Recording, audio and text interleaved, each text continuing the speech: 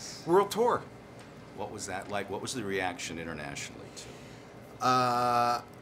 Yeah, I'm still kind of reeling from this Iron Man 3 World Tour and going to Korea and China and Russia and Germany and France and England, and the fans are really what's driving the success of these movies, and they're really stoked. Did you? I don't know how else to put it. Did you have like a talking heads moment while you were on the tour? That's like, how did I get here? Sure. Tell me about that. There would be a bunch of times I would like be going to a mall in Seoul, Korea, and there'd just be this massive turnout of people, and I'm just seeing all these faces, and I'm just kind of connecting in this odd way with all these other human beings, where I'm kind of participating in their enjoyment of this spectacle, you know, and of course they take really good care of me, but we're also traveling a lot and kind of doing quick turnarounds and getting ready to do the next thing, and so you could say it's kind of stressful and it's part of the job, but you know, I also got to do stuff I haven't done before. You know, I got to go to Moscow and go to this cool museum, or we got to be in the Forbidden City in China, or I got to wear some lederhosen in Munich and kind of, you know, connect with, you know, my own lineage and aspects of my own DNA and all that. So it's been wild. How do you think that Tony has matured or not matured or changed over time from the very beginning to now? I think Tony has had a very human journey for someone who's part of this Marvel universe. In a way, Stan Lee is just so brilliant because the Iron Man character with Tony helps ground almost everything and everyone else into something, well, there's someone who could be one of us, you know. So I think that's the way it's important. Seeing him mature is probably the wrong word, but seeing him be able to flex as he goes through all these different challenges and kind of maintain his wit and his integrity in some way.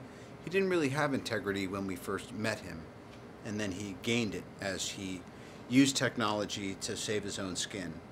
So there's a lot of themes that I think are every bit as current today as they were in the 60s when Stan thought them up. Whenever you have a huge franchise and a trilogy of films, the bar just keeps moving up, moving up, moving up. As an actor, do you even think about that? And do you think that you guys cleared that bar with Iron Man 3? I'm like everyone. I think about everything. You know, I should be careful about thinking.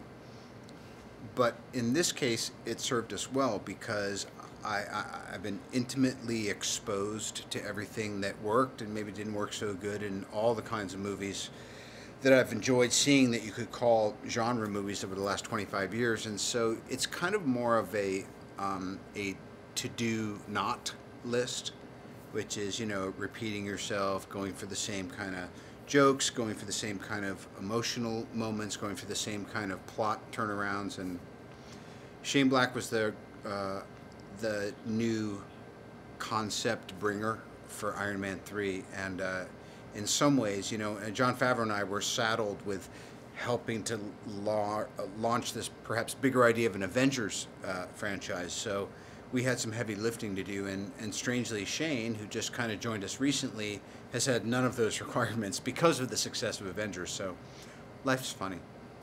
Well, it's with the directorial change and all of the other changes, but especially some really brilliant new cast members. Is that like helping to carry the weight, so to speak, when you have a Ben and a Guy and a Rebecca?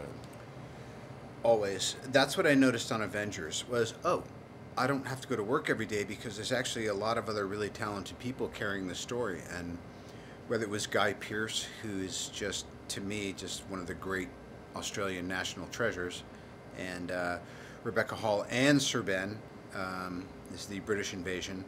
But of course, you know, I mean, you know, Don joined us in Iron Man 2, and he and Gwyneth have kind of been the heart of the story. They're the people who are really grounded in the kind of workaday experience of this real world we're putting Tony in. Last quick one. Who's got the better suit, you or the Colonel? His suits are on loan, but he does make him look pretty great. Thanks. I love you, Don. I love you, Iron Patriot. Thank you, sir. I really did enjoy it.